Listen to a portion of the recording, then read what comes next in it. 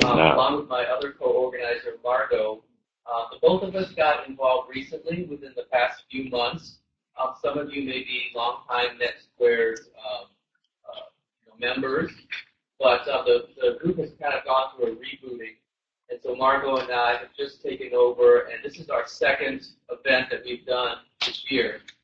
Margot did one last month on measuring the performance of your nonprofit. And so today we thought we'd change it up a little bit and have more of an informal lunch and learn. Obviously we have a smaller group today.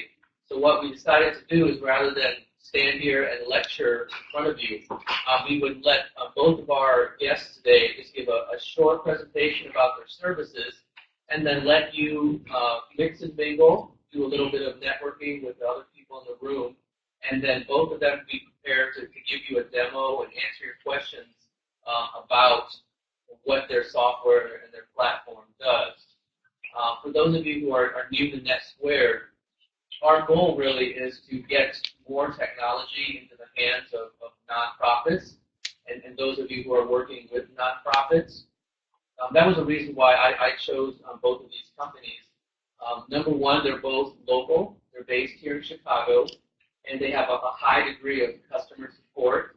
So unlike, a Google or a Yahoo, if you have a question about how to use their software, they're just a phone call or a mouse click away.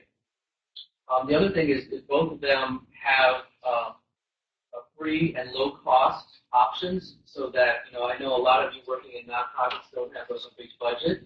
So this is a way that you can use, state-of-the-art tools at a very low cost.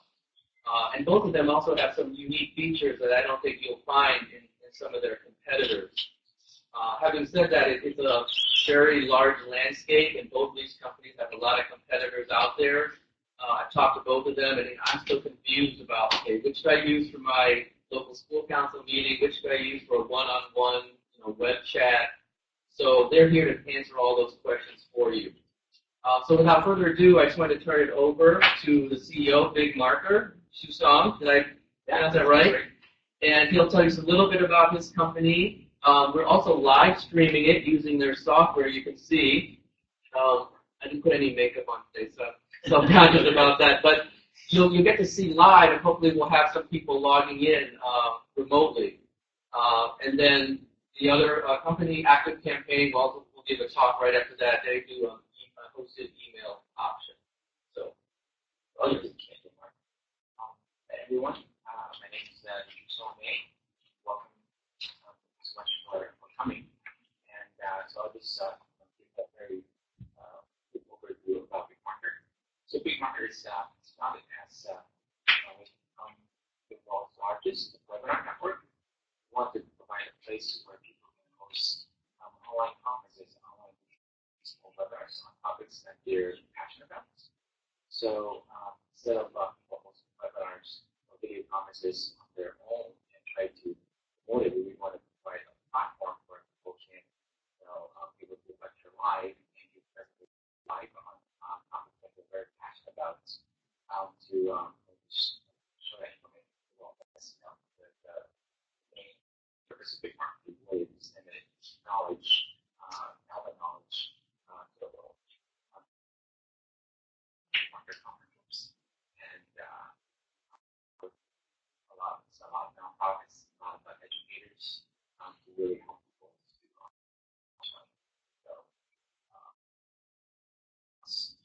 I'm here and with demos walk through all the features that we have. So one of the features we have a lot of capabilities, leading management through like chat. So that's very powerful. Adam? My name is Adam Tuttle. I'm with ActiveCampaign. We've been around Chicago for about 11 years, and we started in email marketing. And over the past year, so we still kept email marketing at the core of what we do, but we've been really pushing into marketing automation as well as sales automation. So we have a really powerful platform, and we gear ourselves more towards the small to medium-sized businesses. So we really do like the small ones that might not have tremendous large lists to send to. We do have some very large nonprofits, the biggest being Per Tower. that work with us, and their contact list is upwards of 500,000 contacts. And they're literally all over the world when they do their job. So, but with that being said, we also offer free accounts that allow up to 500 email addresses and can send up to 10,000 emails a month. And so, especially for small organizations, that's a really great thing. You can really have a fully featured solution. We don't hold back on our features just because you're on a free plan. It really is. All our automations and everything are available. So John is with me, and we're in the back, and we can go in and kind of walk you through all of the steps. And we'd love to answer any questions that you might have. Like I said, we can work with anyone. We have some people that send up to 50 emails a month, so it's not very many people that send 15 million. So I mean, we're all over the place on that.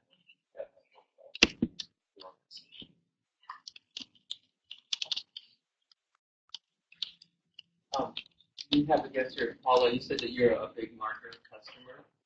Yeah, I use BigMarker. We use it for a volunteer project, and basically what we do is just one of the form where people communicate with each other, and we found that it was very useful because Facebook, they have a group program, but it's a little bloated for us.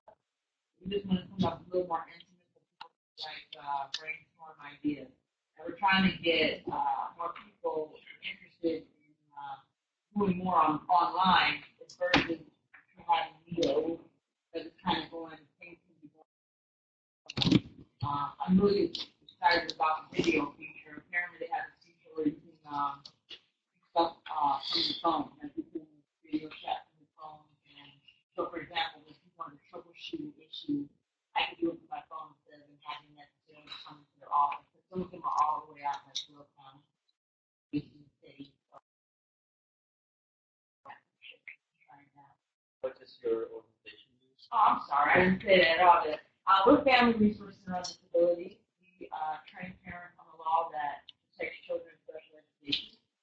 So our project is a volunteer project. We're actually training parents to attend IEP meetings with parents. And the IEP meeting is an individualized education program. Every child who receives special education services has one. And sometimes the meetings can be daunting for parents. So the goal is to have parents more empowered and active in those IEP meetings so their kids can get the appropriate service.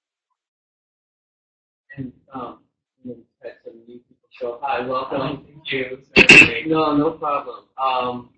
Since we have a smaller group, I thought maybe we could just go around and introduce ourselves. What we have today is we have two companies presenting about their tools, and they're both here to answer questions. Again, my name is Mark Smithovus, and I'm a new co-organizer. I'm a parent of two kids in Chicago Public Schools, and I've signed up for both of these services because with BigMarker, I want to explore how we can do live webinars with things like local school council meetings, and also maybe do some classes where teachers can teach at the school and the kids can attend remotely. And then with the email marketing, we send e-blasts all the time to our parent list, but now we're dealing more with segmenting issues where we have prospective parents, we have funders, we have like the media, and some of our parents only get stuff on Facebook. So I want to try and have more robust tools to be able to send different messages to folks. Why I'm here. Sure. Quick introduction. Well, I came here to provide entertainment because I'm here how much of a novice I am. You all big laugh out of it. My name is Tom Shepard. I'm with the Southeast Environmental Task Force. That's a terrible word in my mouth. We're located on the southeast side of Chicago.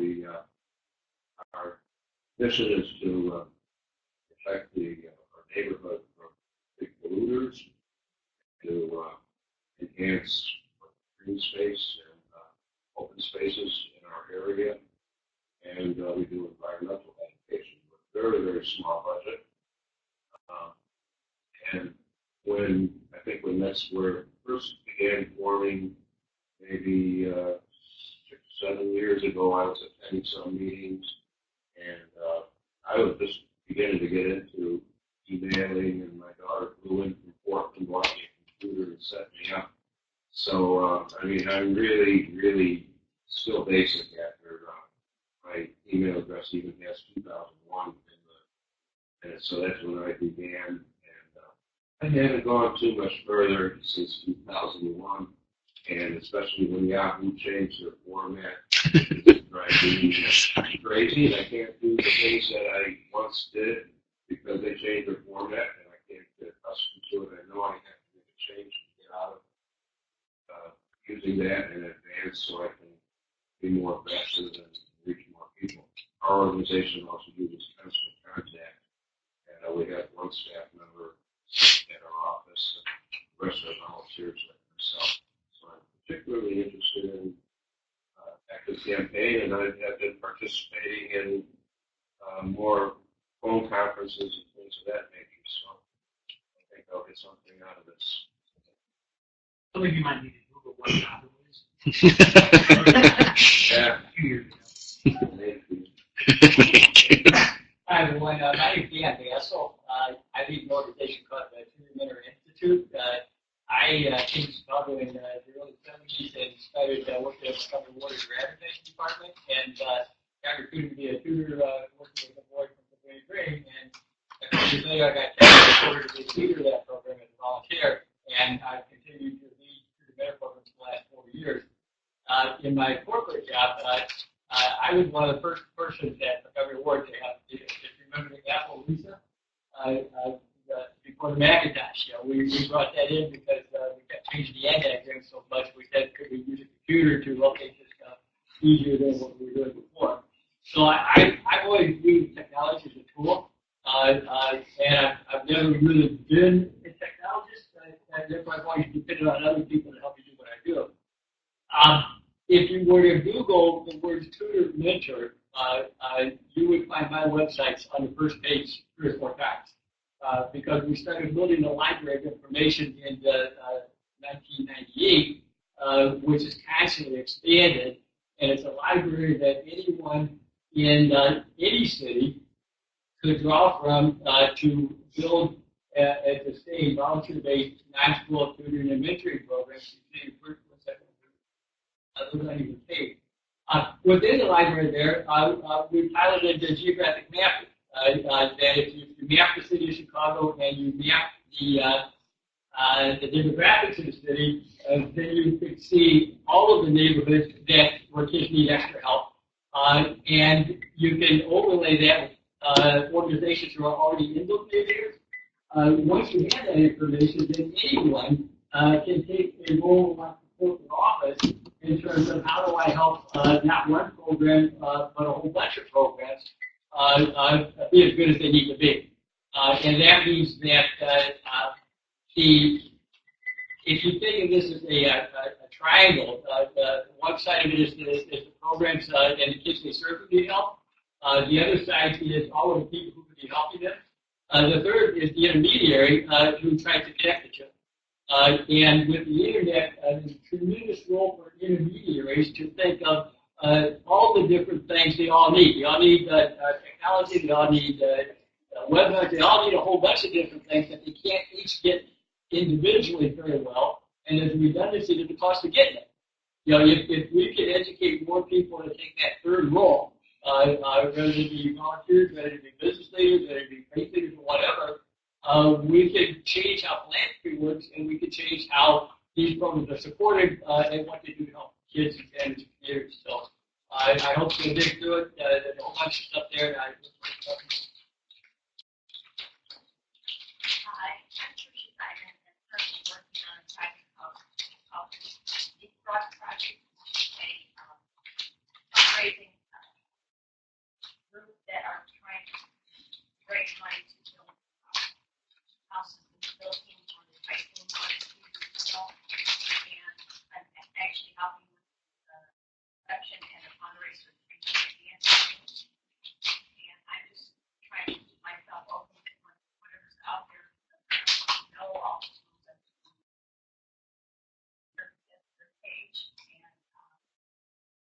person in charge is Girl Lewis, and she's an architect based in Chicago, Michigan. They're going to actually be black money. They want to rebuild it. They have put some temporary structures up there. Make those temporary grounds.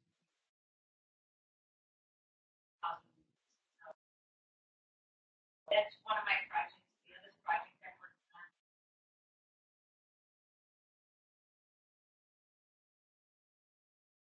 Struggling with cheese at school with bullying, different bounce play, and what happens if the kids come up with ideas and the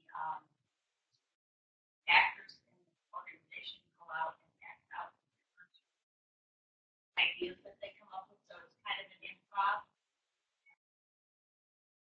Talk about what send their ideas back. That organization sponsors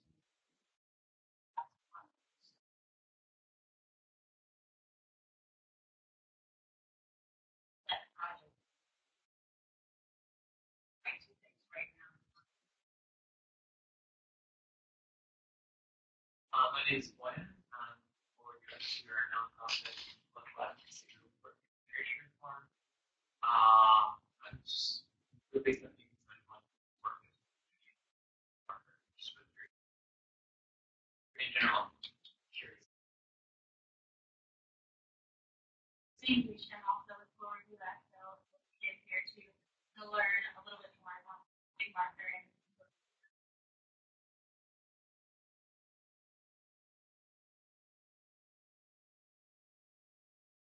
hello, I'm Margot. I work with Mark. I am one of the co-organizers of NetSquared Chicago. So really trying to rebrand it, relaunch it here in Chicago. It's so many wonderful tech schools here. Doing work for social good.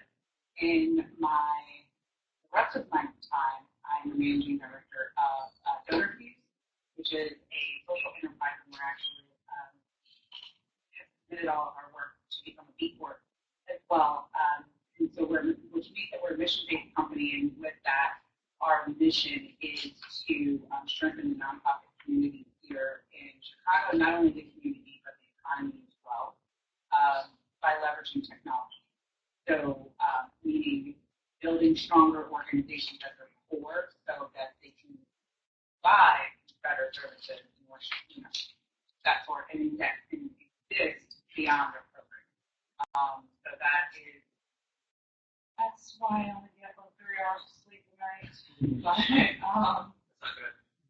other than that, I just read that it's actually better to sleep, like the human body is actually built to sleep for 4 hours at night and 4 hours during the day. That is actually built like that. But I miss the daytime. Yeah.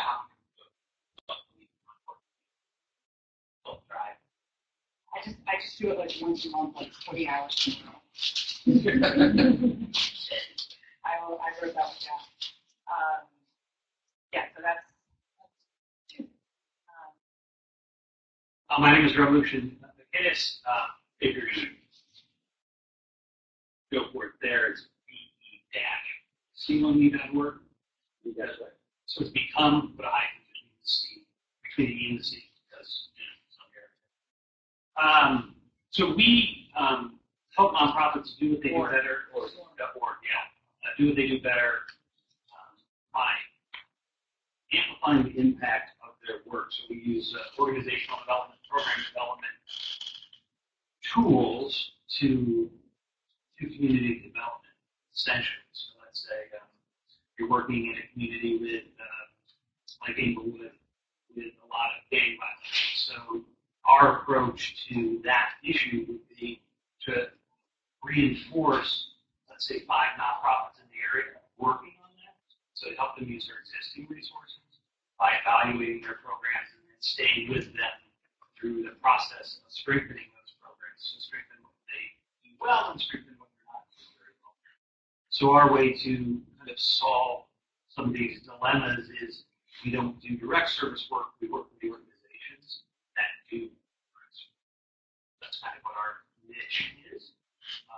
And then I'm here as well because I think that Margo and I were just talking about it. We share a very similar mission and know each other well. And I'm particularly concerned with communities in Chicago, like in Boston, like in England, that lots of money is being funneled into these communities, but it's not really being directed into areas and programs that really might make a difference. In essence, it's like the blank families of Chicago with money, throw money in there. And that's supposed to do something. And it doesn't. And I even question whether it's supposed to do something or not. But that's a little bit of politics personally.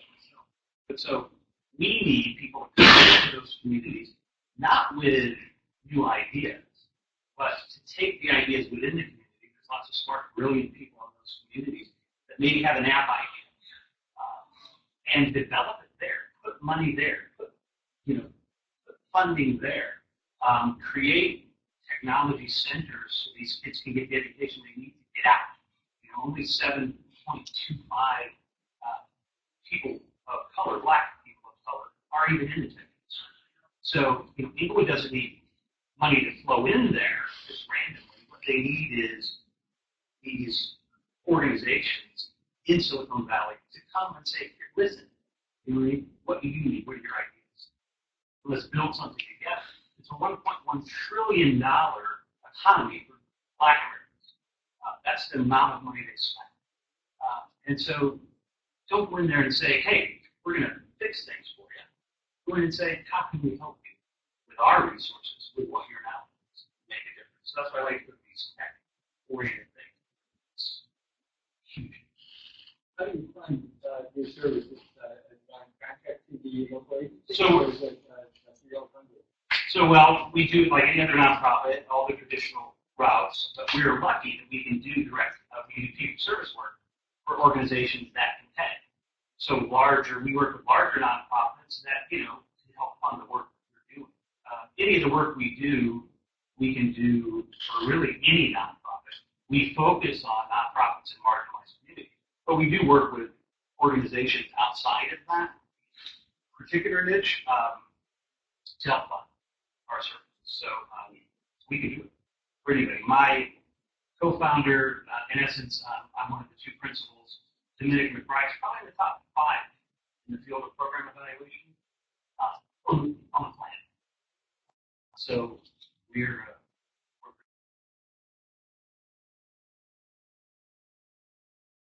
Hi, my name is Carlo. I am from Startup Institute. We are a career accelerator in Chicago that helps individuals gain the skills, and the mindset, and the network to find a career they love to start up. So we have an 8-week time immersive program, actually launching June 23rd.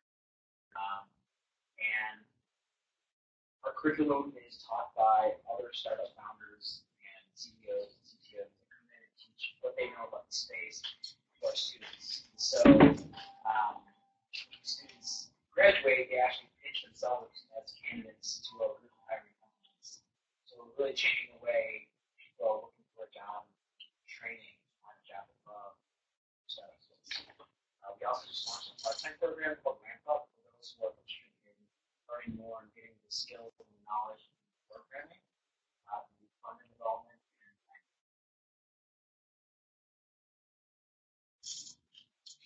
That's everyone. Great. So again, I mentioned because we have a smaller group, we'd like to encourage you to mingle and continue these conversations. I think there's a lot of really great projects and talent in the room.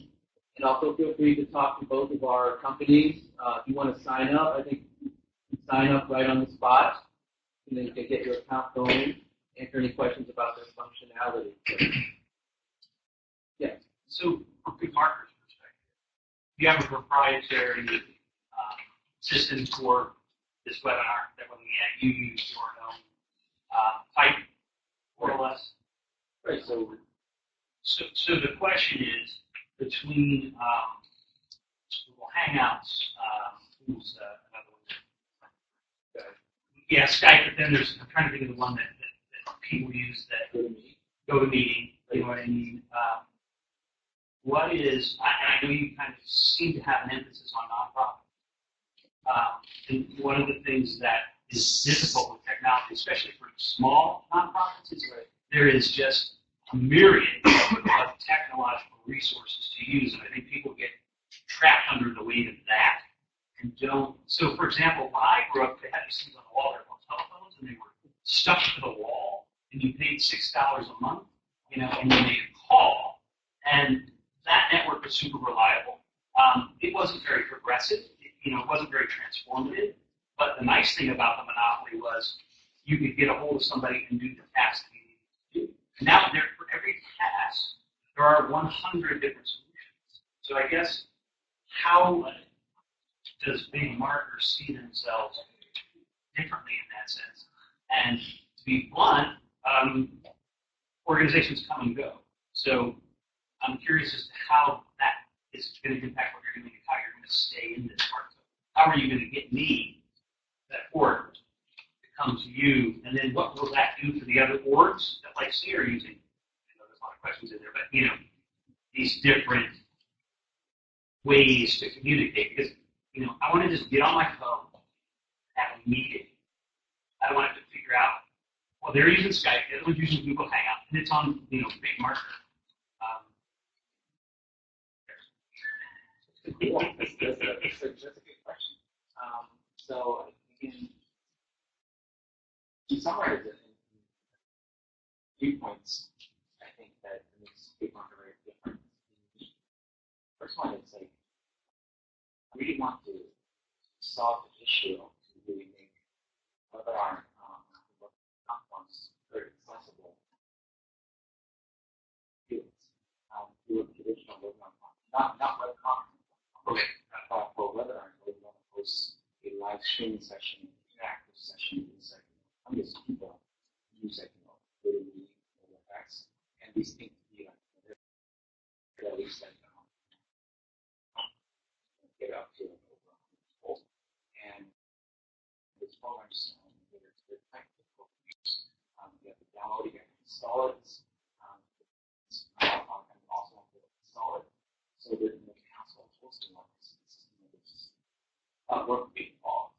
And then there's a third thing that's very painful with traditional webinars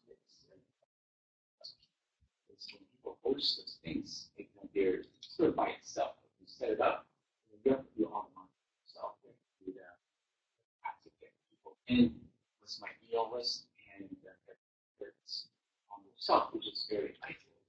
It's not really a good platform to put all this great information together for one machine. So that's the effects of learners if we want to make the technology on webinars and talk they're passionate about very accessible. So I think BigMarker is very the content has to be public. If you do want to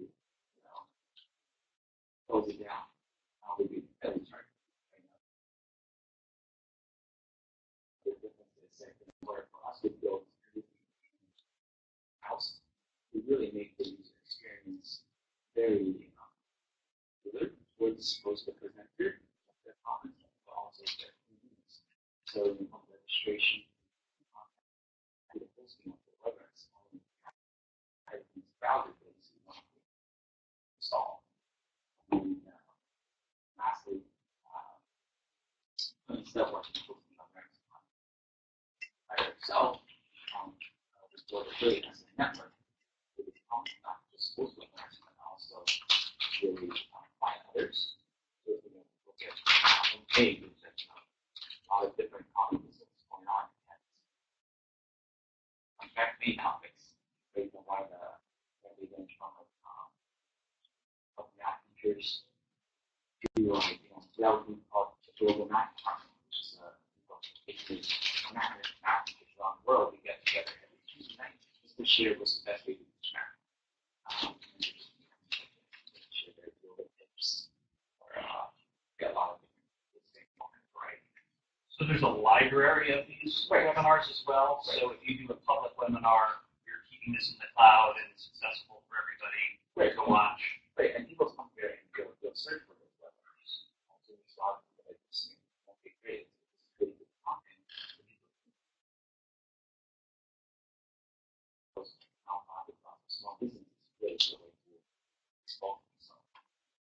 What about hardware?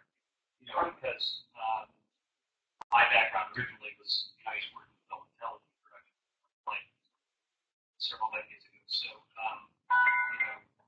I can see my Apple products, the quality of video is incredible, in that sense. But one of the things I would see is probably problematic in the audio, web conference. So, what are most people doing when they do these web conferences? They're broadcasting. They're active on putting it work. Yeah, the most important part is basically modern browser, Firefox, all work.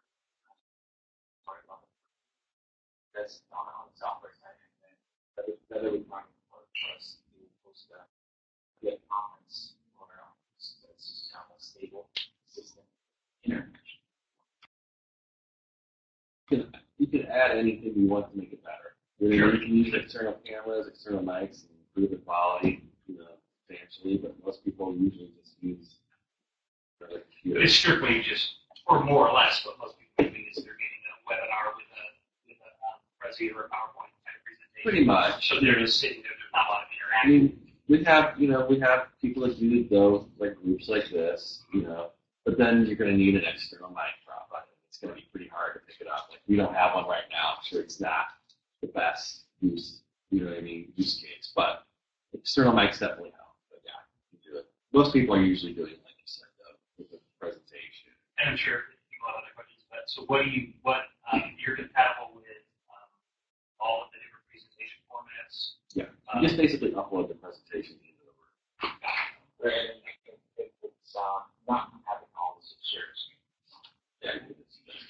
Okay, what I like about so what you've been doing during this presentation is as different people introduce themselves, you went to Google and you looked up their website. So the archive of your presentation is connecting people who view your presentation to the other people in the room, and that's a value.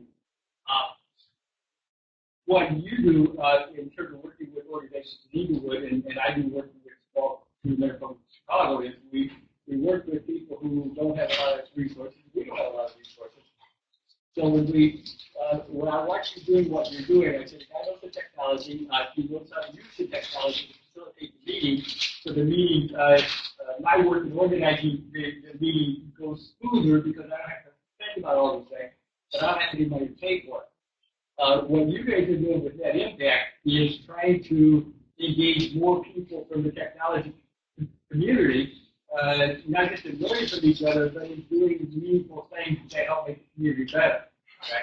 I just saw an article on Stanford Social Innovation Review about the hacker movement of people with tech backgrounds doing things to help.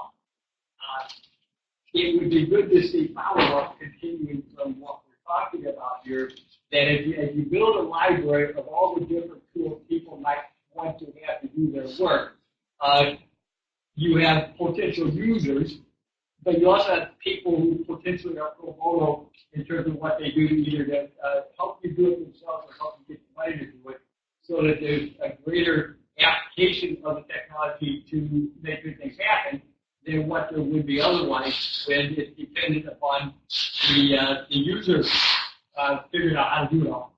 With the tools we all have, and the ability every day to reach out to other people if they want to know. Revolution. I just wanted to address that. I think what your broader point that you're making is, yeah, I too have this platform overwhelmed, like trying to figure out which is the right platform. But I think the question, especially for the nonprofit communities, rather than think about sustainability, in other words, I don't work for BigMarker, so I can say this, I don't know if they're going to be around next year, but because what they offer today is something that I can use, we live in an age now of a $200 laptop, which has a webcam built into it. I can take advantage of what they have, and they also have a feature where you can then upload it to YouTube. Correct me if I'm wrong. So even if next year they're not around, I still have that video. So I've created. So I have an artifact which I can use to forward my organization's goals, and hopefully, all these services have ways to extract your data. So in the case they eventually shut down, you take your email addresses or your content and shift it elsewhere. So I think that's the game for scrappy nonprofit is to be savvy about the services that you use, but thinking, don't forgetting that you still need to be able to move stuff when that day comes, if that day comes. Yeah, I think I was more or less thinking about topics. Video. Yeah, I was thinking about more like teleconferencing, go to a meeting, not do a webinar. That's what. We've been around for 3 years, so hopefully. I hope at least got, I just wanted to make some legs, believe us. I just want to make 2 points. One, so NetSquared Chicago is one of many global local communities kind of hosted by TechSoup. So I just want to first ask how many folks are familiar with TechSoup. So TechSoup is a $1 billion nonprofit, lots of billions of dollars nonprofit. TechSoup,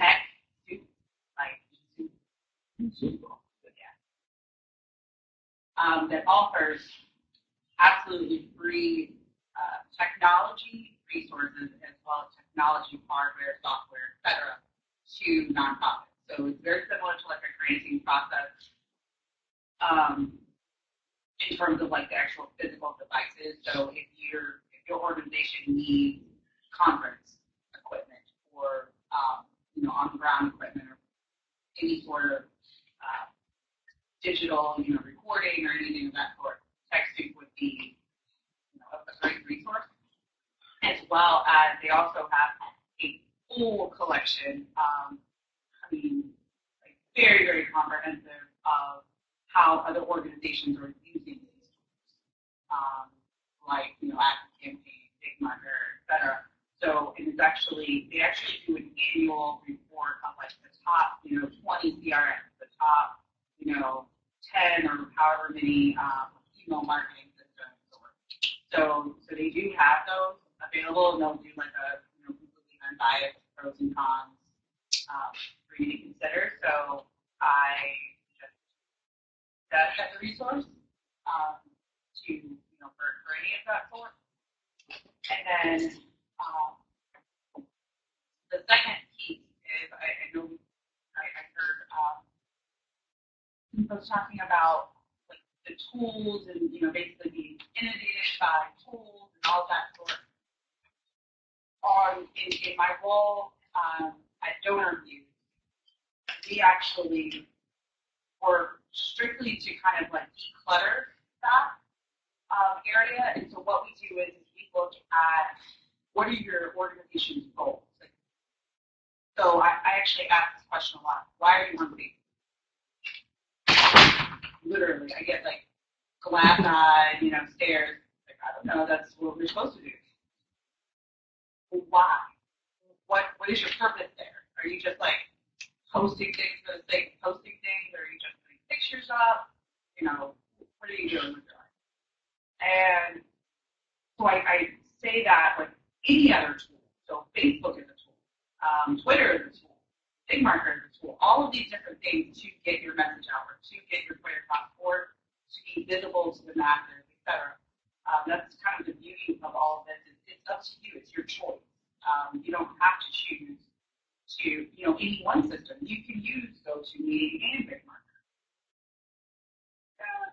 Just wonderful things like that. You can use different things based upon your overheading goals. So, like for instance, I've heard of folks using multiple email providers. So you may use like ActiveCampaign for maybe your advocacy efforts or your advocacy list. Because it's designed differently, or it's structured differently, etc. And you may use constant contact to ask people for gifts, or you may use like Network for Good, or whatever else. So there are a lot of different platforms, but I don't want you to get like frazzled in that piece, but just more so look at your goals. So if your goal, for instance, is we need 500 new donors, between or through the rest of 2014. Okay, what are the tools that are going to help us get there? That's kind of the goal there. very simple with, I want to bathe today. Okay, what tools do I need to be as fresh as possible? You know, I mean, this is the same thing for me. Yes. I have a question for BigMarker. Let's say you want to turn down that you may have to how good is the privacy our organization can individualize the system, we get people as far as what's coming, and sometimes it's not useful to formally out us, but formally out. You can control the privacy. And obviously, you know, it's open to the public, you know, network.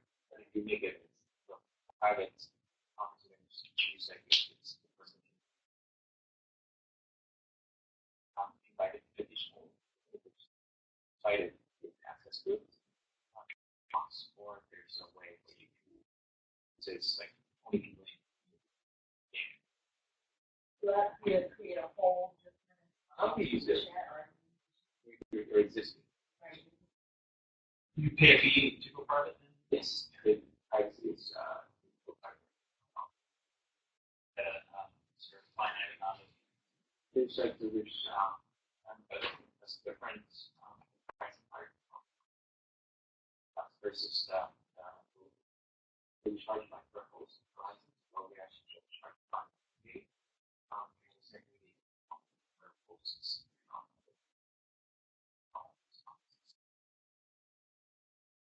If you wanted to, you could charge dues.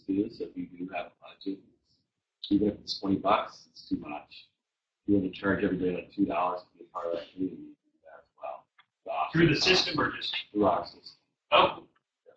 Do that with the conferences too. So if you want to charge for webinar, then you actually. You want to, your community is where you host the conferences. So you can charge to be in that community, or you can charge for the conferences too. And you create your own community. Yep. Even on the free level? Free level, you cannot charge. No, but it's your own community. Yeah. And you can live between the two, right? Yeah, I mean, the $20 makes you public or private. You gotta go back and forth with that. The public one, there's no privacy option. But the other one, if you wanted to be public, but be able to have smaller meetings with a private, you just pay that. And I just want to switch gears a little bit, or switch the conversation here. And asking all of you, so the purpose of, or the title of this session was, is getting your message out. So with that, or thinking of that, what areas are either within the organizations that you work with now, or past, future, et cetera, looking at how nonprofits really struggle with and what an opportunity of getting the message out. So there's a lot of messages within any organization. So what was that? What was that? That's very open. Well, I maintain a list of about 200 use of those pieces of stuff. If you went through those websites systematically, you would say they're all over the board, including my website, in terms of how good they are, in telling who they are, why they are, where they are, what they do, and what they need. And so that would be the first challenge, is that as I keep saying again, do this. So I do all those things. We're going to do all those things. So having the talent within the organizations and the motivation to make your website most useful possible. If all the social media, all this us talking to each other here, if people pulls up the website and it doesn't have information that causes the visitor to say, I'm interested in or I'm not interested in it, I'll come back and I'll take you. If the website isn't there and it doesn't do that, then you're not in the game. But once you have a website, then it's a matter of we don't have advertising dollars, and therefore how do we be out there every day in all kinds of different ways, trying to catch the attention of people who for one reason or another might be interested in what you're talking about, and we come to the website. The smaller organizations, the smaller entrepreneurs, they don't have a lot of You're wearing dozens of hats, and so the amount of time in the day you can show in 4 hours isn't enough. So it's how do you motivate other people to help share what you do? In the setup this meeting, you posted Twitter feeds, and I think some people shared them. I would wonder how many people who shared them went onto Twitter and said, let's be friends. In other words, how do we help each other get our message out or amplify our message by what we do to link and connect with each other? So, and if you, so for all of 200 different organizations, a lot of, I think half of them have Twitter, but yet on the Twitter community on a daily basis, most of them aren't there. Most of them are, you're actually using their media data that you guys need a consistent basis. So how do we help them have the manpower to have to do those things when they don't have the ability to buy it themselves? Very, very good. Well, I guess to kind of address that in some sort, one of the things that, it's a little bit of an adverse implication, but one of the things that we're trying to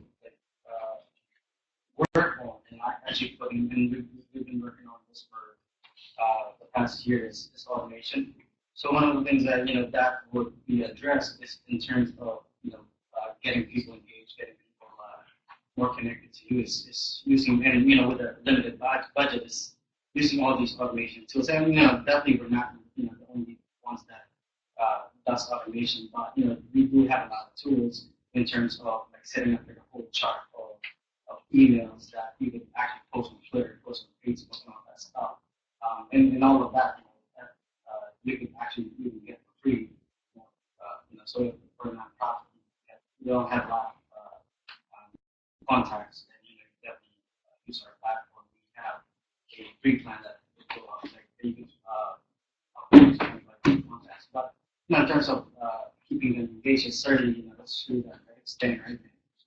But then saying that that you could be on Twitter, but if you're not there, not pushing your content out, not being engaged with people, it's not just about pushing your content out as well. It's also being able to engage with people. You see your followers and say something, engage them about, maybe respond to that.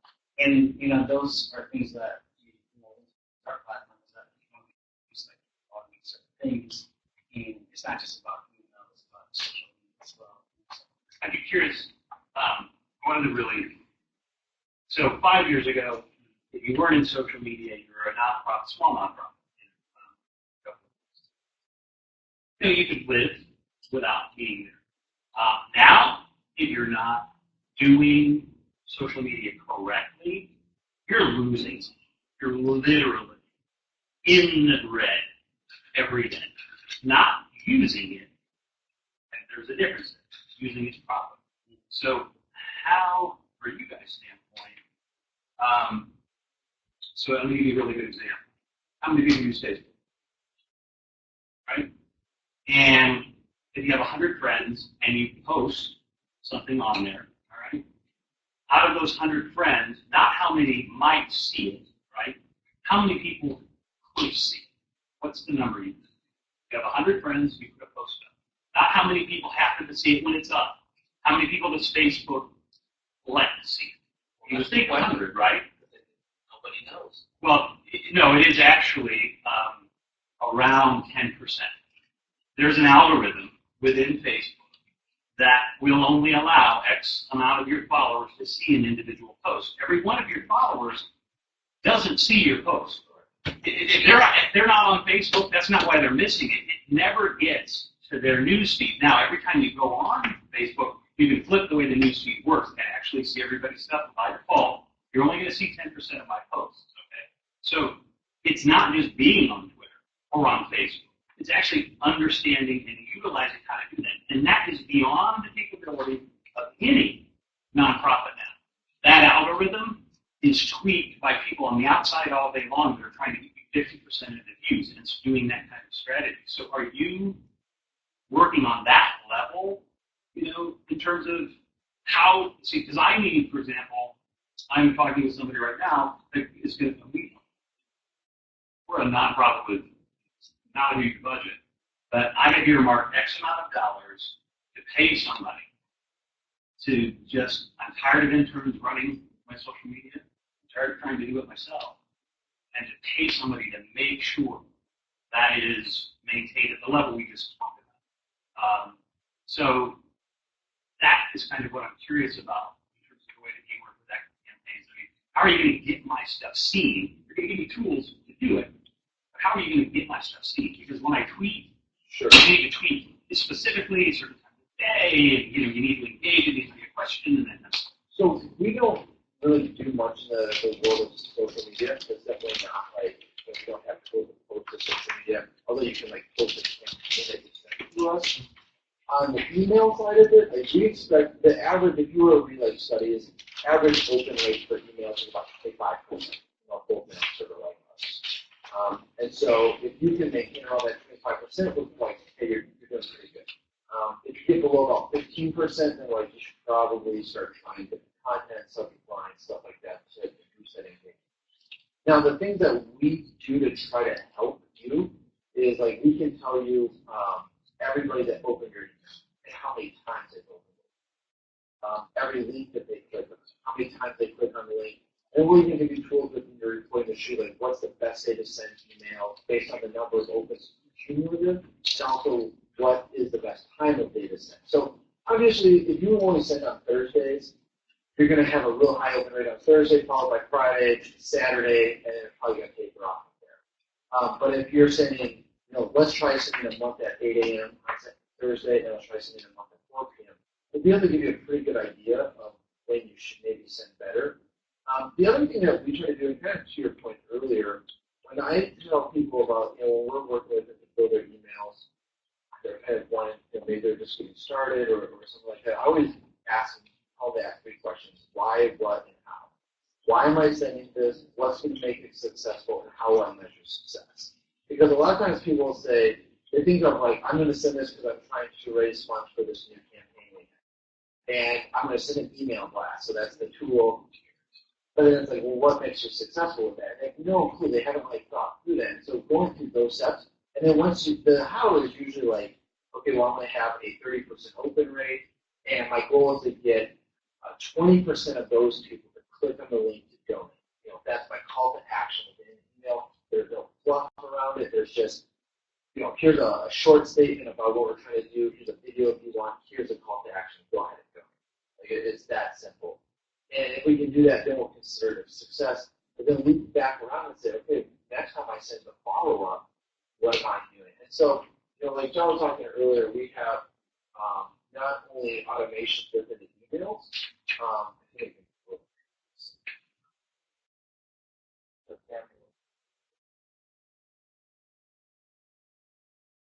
so this is like an example of like what one of our automation branches look like. So maybe on your website you have a subscription form. Somebody comes in, they just say, I want to get your email. And then you send a welcome email, you wait a few days. We can also wait on conditions, so it's based on tags that you have, a donor versus an active donor versus maybe a dormant donor. And then you could say, does the contact match the following conditions? And in this case, it's a birthday, but you can say, did they open that first email? If yes, send them the second email. But if not, we send the first one, but let's change the subject one. See if we can get them to engage with it. And so it's not only looking at just like the reports and the numbers. I mean, obviously, there's so much data out there, and it's just horribly overwhelming. But I think it's just kind of working through these processes and then evaluating and be doing it again and making it better. And so what we've tried to do is to create a process that, again, we're not all things for all people, but try to give you the ability to kind of honestly evaluate what's happening and then maybe give you some insight into how you could change that. And now, like with email marketing, deliverability is humongous because obviously if you go to server trash, like good luck getting into someone's inbox. So we always tell people that one of the big differences that's been changing in the email marketing space over the past decade or so is that 10, 15 years ago, it was purely the reputation of your servers that you were sending from. That's all that mattered. If you had good servers, you could get into the inbox. But now, every individual sender on our system, so we have over 100,000 users all over the world, and every single account within that has their own sending reputation with Gmail, with Yahoo, and stuff like that. So it really comes down to not only the server that you're on, but following these best practices to make sure that, some people want to bring in like a bot list and say, I bought a list of 10,000 people that are interested in this, and we say, nope, you cannot use that on us. And so we kind of take a very proactive approach to protect our servers and protect our infrastructure, because one bad sender that, if they were guilty, they could literally do hundreds of thousands of dollars of damage in like a week. Destroy so much. And so we have to be super proactive in protecting our users. But the one thing that we always tell them is, like, take the time to, we offer free one-on-ones. We want to teach you about best practices for deliverability. And, don't put a huge image in as your, that your graphic artist has put together that has all your text, because Gmail doesn't see your text. They just see a giant image that you've sent out, and they say, that looks spammy, and your delivery rates can go way down. And just even giving the people the option to opt out really easily. The top of the email say, you don't want to get this, unsubscribe. That's no problem, because if they don't want to get it and you keep sending to them, they're going to mark it as spam, which makes it harder for you to get to the people that really do. And so, I guess, to your point, like, so we're definitely not like a social media platform, but we try to get within our reporting tools that you can use to really evaluate what you're doing, and then also give you the tools to hopefully set up your processes where a lot of this can be automated, and then even at the right time, like in the next few months, we're going to have a CRM coming out. Not because we're trying to become a CRM, because we want to get into sales automation. So it could be something like, this person clicked on a link to donate, so make sure we have someone follow up with a phone call tomorrow, and we create that task.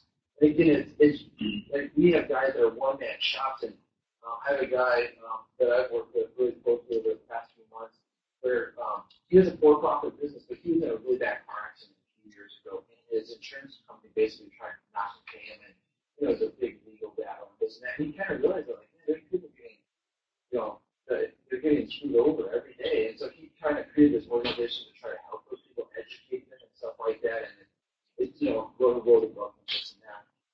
But his whole thing is just like to really engage with those people instead of these automations, where he's like, I would need 20 people to do what is done now. And like, his first automation actually never sends an email. It just takes the data that comes in from the subscription forms and filters them into different lists and puts different tags on their profiles, updates custom fields and stuff like that.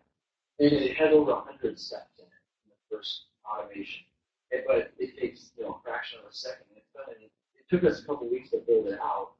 But once he got it done, he's like, I would have needed 10 people. And now it's helping him isolate the people that are really value adding to him, as opposed to the people that are never opening his emails. He's focusing on the ones that are opening his emails. And that's what we're trying to help people do, is really. Sorry, and Adam, with ActiveCampaign, correct me if I'm wrong, but anyone that opens an account can work with someone like you on this stuff? Yeah, actually, he's on a free account, and I did a one-on-one. The only thing about our one-on-ones is we ask that you don't do more than one in a day. But I did them every day for 3 weeks for half an hour. And he's not on a paid account. Like I said, he's not a nonprofit, but we have that's available for all of our customers. We just try to make it easy to access. And like, we're right here in the city, we have our phone number, so. What is the fee structure? The fee structure, so like I said, our free plan is up to 2,500 email addresses and 10,000 email sends a month. So basically, if you get a max list, you can send 4 times a month. And then after that, it starts a plan. We have plans that are actually 2 kind of tiers. You can do one that is based on the number of contacts you have, and it allows for higher sending limits. And then we have other plans that are based on the number of emails that you want to send. So you say, I have 10,000 contacts, but I probably only send about 10,000 emails a month. I might send people more than once, whatever. And we have plans that are literally a third of the price for that. And so it can be, it's really based on what you need. And then all nonprofits get a 20%. It's supposed to be. Yeah, so you're going to give me the sign up here right now. But My question is, what are the groups I'm talking? They work with a lot of theaters. They don't have anything in my mind, what they have to have is that they have to network with this half of the network for information they know. In other words, their direct contacts aren't Producing. going to be able to, they help where they can, but they just don't have funding that's easy. So, how do you put together an email, try to promote your organization, and also try to say, share this with I don't know. So in terms of, so what I've done, like for both email and social marketing, is I spend quite a bit of time on recruiting what I call ambassadors. So either ambassadors for me, meaning, people are like their friends, or, they owe me one or something of that sort, to kind of help with whatever my effort is. And then, or I also, so I spend a lot of time on Twitter, on Facebook, etc., and I'll look at groups that I've never heard of, or groups that I've heard of, but I'd like to get closer to. And I'll actually send them a message and say, hey, we have 15 minutes for a phone call, see if we can connect. And so kind of taking it, I want to say offline, but it's still online. So, connecting that way so that, hey, I have this I have this campaign I need to do some fundraising for.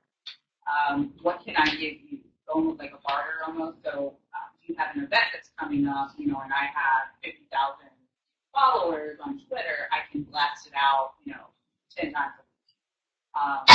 Or something of that sort, so that it's, so that yeah. And then also so that it creates like this funnel almost between. And then I also do that on an offline basis too. So working with some of the organizations that we work with, we kind of do board training and teach them how to fundraise.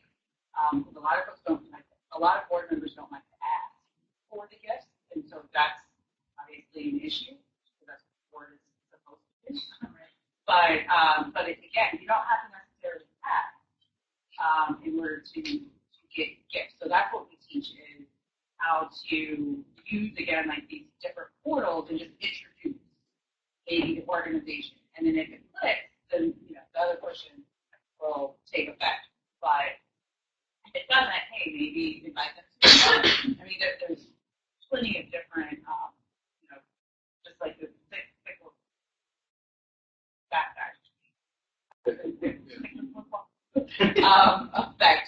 that takes place. And so using tools, even doing the conference. Right, because I was just going to give an example of so one of the groups that we're doing is called Art and Health.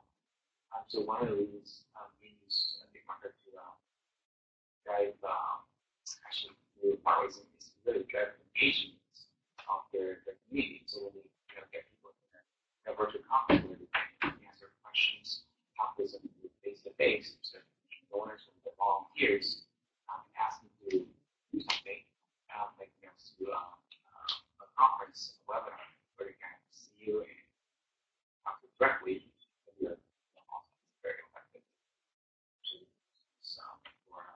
to engage their national networks together. So that's been working out. So it's 1 o'clock, so I just want to respect everyone's time and also for our hosts. We're not rushing you out, so feel free to grab a refresher snack, talk to both of our companies, ask any questions, sign up. But I just wanted to thank all of you for coming today, and we will have another event hopefully scheduled for next month. We don't have the details yet. I believe it will be something to do with broadband access on the south side of Chicago. Yeah, they've actually built a completely free broadband internet access in the Woodlawn area. So all Woodlawn residents will have free internet. The mayor keeps talking about spots for setting up workplace facilities. What does that mean? So I think it was like 2 years ago, and they signed the deal with a provider to provide internet access in all of Chicago's parks, and especially like in the free. So you would just be able to log on onto like City of Chicago Parks or something. It's like how you log on here. Yeah, Yeah, here. the Wi-Fi. And so it's a Wi-Fi thing, but apparently something went disastrously wrong with that business relationship. So we don't have that. They have it in. But I will give you some good news. Nah, but it's not Not working. good. Okay. It's not working. I wouldn't go on there. Comcast, I've never used it. if anybody has Comcast, your internet provider, they now have Xfinity Wi-Fi.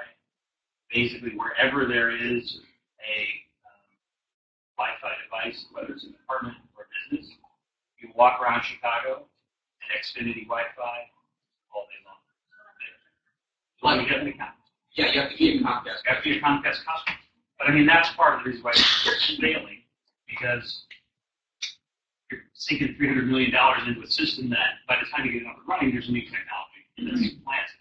So for the most part, it's pretty easy to get on.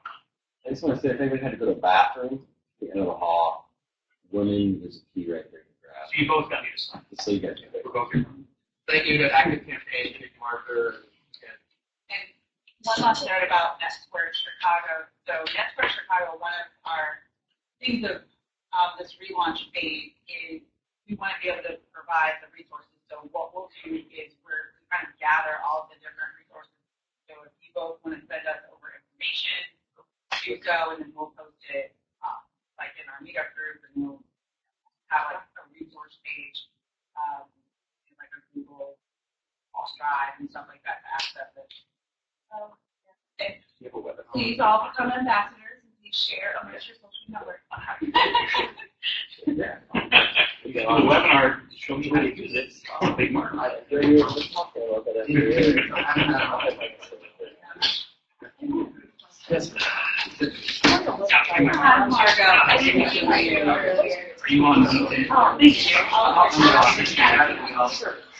Hard much is gone. Yeah.